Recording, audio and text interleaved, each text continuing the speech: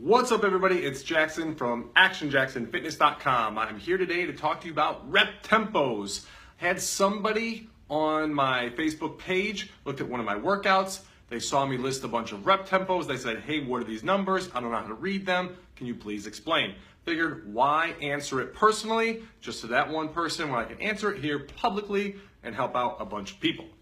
Rep tempos, if you ever read a workout, whether it's on bodybuilding.com, on somebody else's blog, on my blog, on my Facebook page, whatever, rep tempos are often going to be listed with four different numbers. So for example, 3010 is a very, very common rep tempo that you'll see listed in workouts. That's just a pretty slow, controlled, natural repetition rep tempo. So let's break that down so you know exactly what those numbers mean and how to interpret them, how to read them, and then how you can actually follow the workout correctly. So rep tempos, again, four numbers. 3010 is a very common example. The first number you see, that 3, that number is going to be the negative portion or the eccentric portion of the rep. So the negative portion of the rep. For example, if you're doing a push-up, the negative portion of the rep is going to be the lowering yourself towards the floor. Or if you're doing a chest press, the lowering of the weight. That's going to be the negative or the eccentric portion of the rep. So just the opposite, if you were doing a back row, the letting out of the weight, the elongating of the muscles is going to be the eccentric or the negative portion of the rep.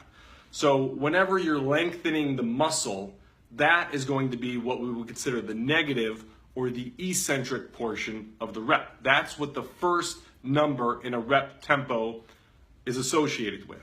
Make sense? The second number in a rep tempo is going to be the pause after the eccentric or negative portion of the rep. So for example, 30 means you're going to have a rep count of 3 seconds on the negative. So again, if I'm doing a chest press, that means 1, 1,000, 2, 1,000, 3 down. That's a 3-second count on the way down, and then a 0-second pause before repeating. So the second number in a rep tempo is going to be the pause after the eccentric or the negative portion of the rep. Oftentimes that number is going to be 0, but there are occasions when you will see something there. For example, if you wanted to do an isometric hold at the bottom of a chest press, then you'd see maybe a 1, a 2, even a 3 there, depending on the type of program that somebody's doing. So sometimes there will be a number there, but oftentimes it's 0, and oftentimes if somebody omits it completely, that just means that it's supposed to be 0. So, okay, now let's work up to the third number. So we know the first, we know the second. So the first number, again, that's the negative portion or the eccentric portion of the rep. That's the lengthening of the muscle, right? If I'm doing bicep curls, this is shortening, this is lengthening, this is shortening, this is lengthening, right? So that would be the negative portion of the rep, the lengthening of the muscle. So that's the first number. The second is the pause after the eccentric or the negative portion. The third number makes sense. It's going to be the concentric or the positive portion of the rep. So again, in the chest press, the concentric or the positive portion of the rep is going to be pressing the weight up. In a back row, that's going to be actually rowing the weight and pulling it in towards you. In a bicep curl, that's going to be the shortening of the bicep, the pulling the weight towards you. So anytime you're shortening the muscles, when you're shortening the muscle, that is going to be what you would consider the positive portion of the rep. So that's going to be the third number in a rep tempo. So 301 would mean that it's going to be a 1-second count, a 1 count on the positive portion of the rep. So again, in this example, 1, 2, 3 on the way down, 0-second pause, 1 on the way up. Does that make sense so far? You following along so far? So we're at 301. Now the last number is going to be associated with the pause after the positive portion or the concentric portion of the rep. Now again, oftentimes you'll see that as a 0, but there is occasions and there are times when you will see a number there. For example, a lot of times when I work with clients, especially with back exercises, I like to add a 1-second pause after the positive to really emphasize the squeeze. So for example, if we're doing back rows again, it'd be a it would be a 1 second pull on the positive portion of the rep. It would be a 1 second hold here, and then it would be 3 seconds on the way out. So it would look something like this. 1, 1,000, 1, 1,000, 1, 2, 3, out, and then repeat. So that would be a 3, 0, 1, 1 on a back row. So again, that's 3 seconds for the negative, 0 seconds after the negative. That's 1 second on the positive, 1 second after the positive. So that's how you are going to read rep tempos. And again, they're normally 4 numbers. And if there are numbers that are omitted, it's often because it is a 0. So for example, if you saw something like 3, 1 or 3, 1, 0, something like that, you read that as 3 second negative, 1 second on the positive, and then of course a 0 second pause after the positive. So let me throw 2 little caveats in there for you. 2 other times you're going to see something else other than just numbers in the rep tempo. You will often sometimes see an X, boom, X marks the spot. If you ever see an X in a rep tempo, that means it's an explosive movement. For example, if you saw something like 2, 0, X, 0, that would mean that the positive portion of the rep should be explosive and as fast as possible. You'll see this whenever marking rep tempos for things like jump squats, box jumps. Sometimes if you're doing any type of Olympic lifting, right? If you're doing snatches, cleans, anything like that, oftentimes you'll see an X there in order to elicit or in order to define the fact that it's an explosive movement and supposed to be done as fast as possible. So sometimes, again, you'll see an X there, that's explosive. So that should be very simple to follow along. X, explosive. The other thing you might see sometimes is ISO, and that stands for isometric.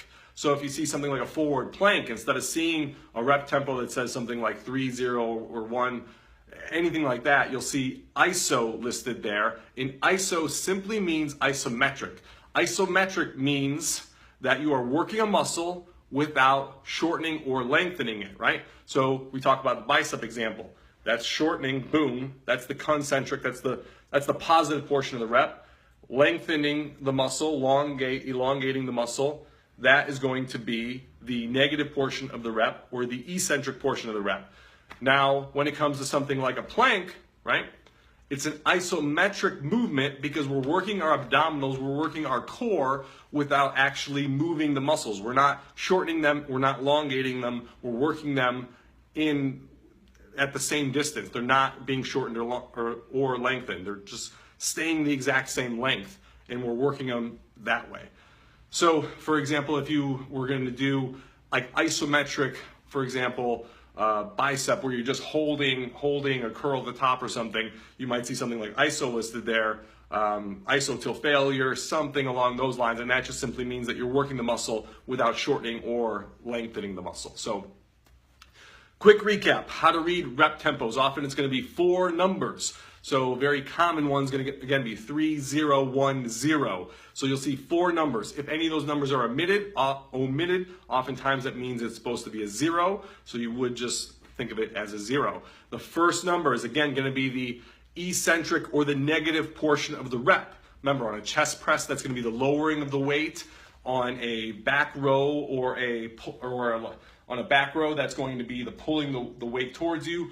On a chin-up, for example, that would be the lowering yourself on the chin-up. That's going to be the negative portion of the rep. Just think of the negative as anytime you're lengthening your muscles. So anytime you're lengthening your muscles, that's the negative portion of the rep. That's the first number. The second number, again, is going to be the pause after the negative. Oftentimes, it's going to be 0. The third number is going to be the positive portion of the rep, or the concentric, the shortening of the muscle. That's the shortening of the bicep, right? Shortening the bicep. When I squeeze it, that means it's shortening. That's the positive portion of the rep. That's going to be pulling yourself up on a chin-up. That's going to be pushing the weight up on a chest press. That's going to be the positive portion of the rep. That's the third number.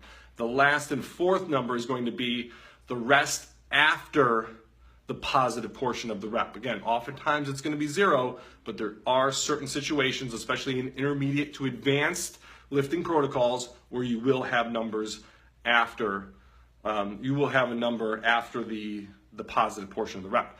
And then again, if you see an X, It's not P90X, it means explosive. So jump squats will have that. Oftentimes Olympic lifts will have that. You'll see an X there. Box jumps, any type of like movement like maybe mountain climbers or jump lunge, like any type of explosive movements like that are usually going to have an X there to mark explosive, and that just means as fast as possible.